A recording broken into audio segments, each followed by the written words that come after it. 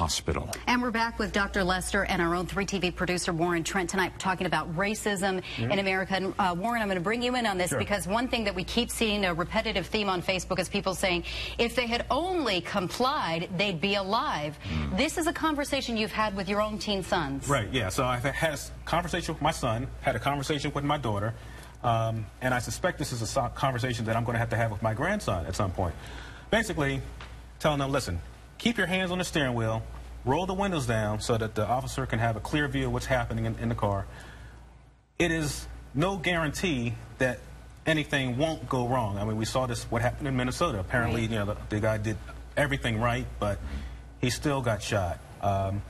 There's no foolproof way, no foolproof answer to prevent this, but as an African-American man, I owe it to my family to have this discussion, and I think all other African-Americans in particular have to have this conversation with their children. It's a very difficult conversation, but it's a conversation that can save their lives.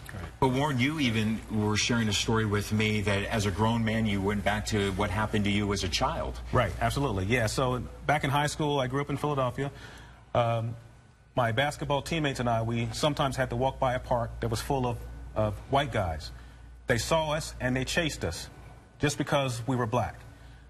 What sticks in my mind is, what are those guys doing today? Are they officers? Are they hiring? What are they doing? They could have change of hearts. I just don't know, but it's something that remains in the back of my head, and it's just part of who I am.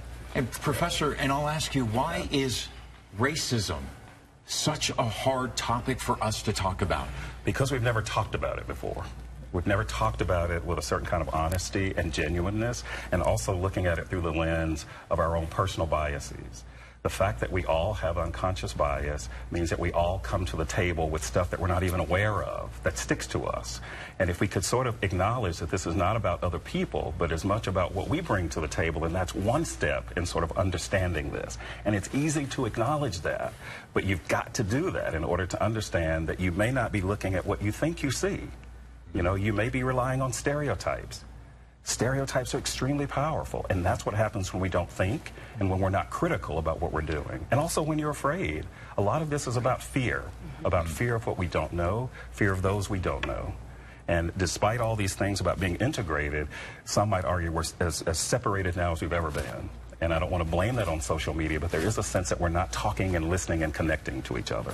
Warren Trent and Dr. Lester, thank you for your time being here live. No, thank you. Trying to put this in perspective a little bit, like you said, just have that conversation at home with your family and discuss those filters that we inherently bring to the table, our socioeconomic background, all these other things that change the way that colors our perception. So we're having a conversation today, and we're going to continue that conversation. Coming up next year on the news at 5.